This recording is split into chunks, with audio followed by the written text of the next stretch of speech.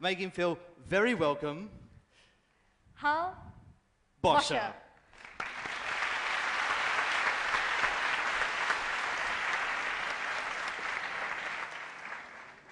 Rocket.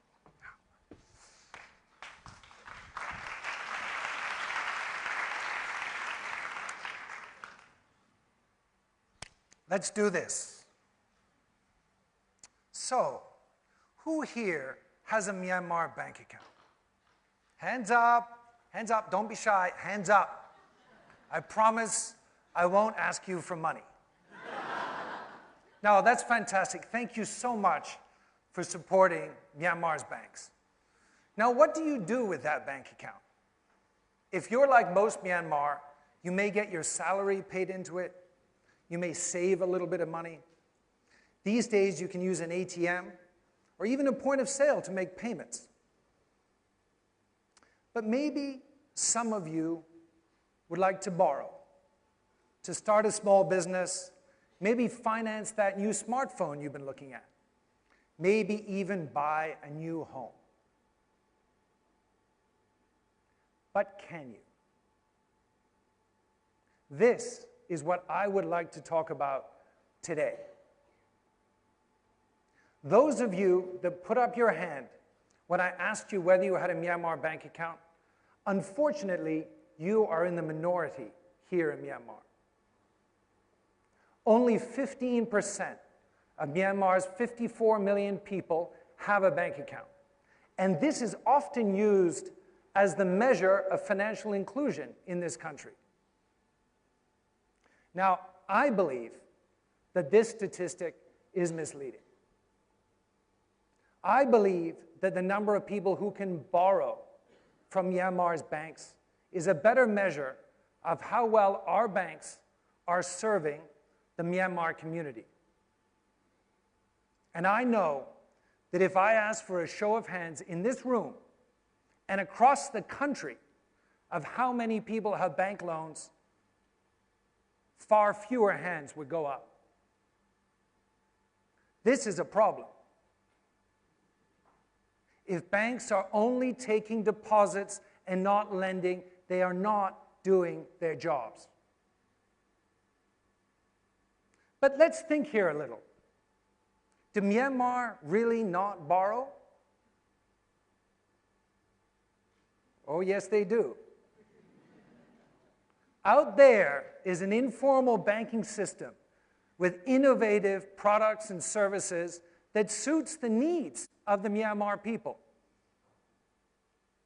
Let me give you a few examples. Here we have a market fruit vendor. She borrows on the 10-11 system. She may borrow 100,000 kyat in the morning and repay 110,000 kyat in the evening. 10% per day. Yeah, that's right. 3,600% per year. This is called the Ne Pian Do here in Myanmar.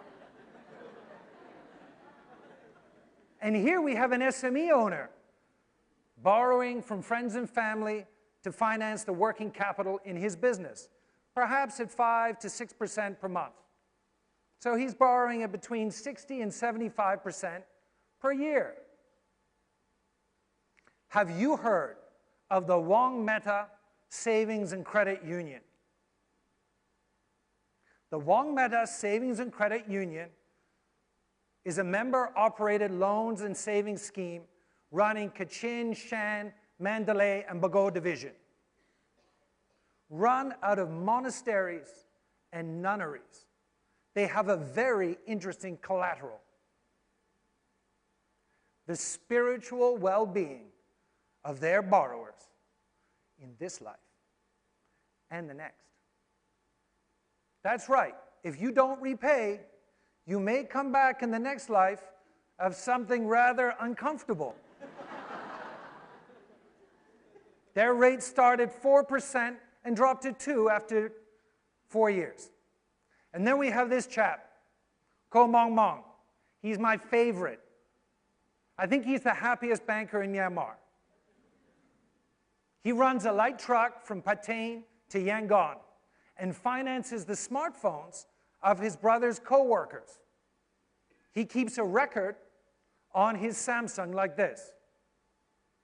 Now, a little bit of wishful thinking from Ko Mong Mong. He's not financing $100,000 phones. These are in Myanmar chat.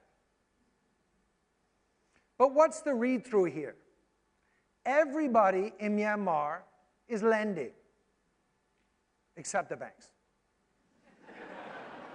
Many people in Myanmar are borrowing, just not from the banks. So then you may ask, where are all the deposits going in the formal banking system? Well, I like to call this the reverse Robin Hood. That's right, taking from the poor and giving to the rich. Let me explain. The highest fixed deposit you can get in this country today is 10%. That doesn't even keep up with inflation. Over the last 90 days, we've seen the chat drop between 15 and 20%. Now, as we know, most things in this country are imported. That means the purchasing power of your deposits has gone down by about 15% in 90 days. This is a problem.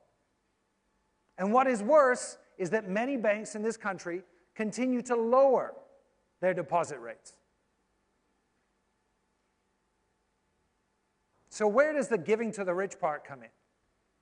Well, as you may know, many banks here in Myanmar must lend against collateral. That's right. They can only lend to people who already have money. In the formal banking system, you must have money to borrow money. Potential borrowers must have collateral that they post to the bank, who then lends against that collateral. Something like a pawn shop. What is even more interesting is that these borrowers can borrow at a very low rate of interest, 13%. Remember our market fruit vendor borrowing at 3,600%, our SME at 70%? 13% is looking pretty good, right? Now, unfortunately, only a small number of Myanmar can access finance at this interest rate. This is why Myanmar's formal banking system operates like a reverse Robin Hood. Savers are earning less and less interest, and a small group of borrowers can access funding at a very low rate of interest.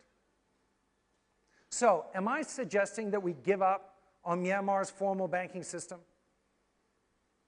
That we get behind the financial anarchy that we've talked about earlier today? No, I'm not. We must get Myanmar's banks in the game. We must allow them to support Myanmar's development, to support small business, homeowners, to improve their lives. Most importantly, we must get lending and borrowing out of the shadows and into a regulated banking system that is inclusive and safe. This is not a radical proposal, ladies and gentlemen. We have many examples from around the world of how free markets drive economic development. Myanmar is one of the only countries on the planet that still has fixed interest rates. So let's talk a little bit about some of the specific benefits that might come to this country if we were to open to free markets. SMEs and consumers today cannot borrow from Myanmar's banks. With a free market, they would be able to access finance at interest rates far lower than they currently do in the informal market. Savers would be able to accrue a higher rate of interest on their deposits as banks compete for those deposits to lend to the larger borrowing public.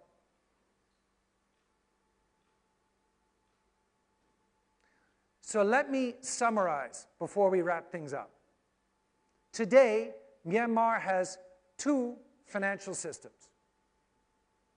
The formal financial system, that serves the needs of a select few. The informal financial system that serves the needs of, well, everybody else. Neither works.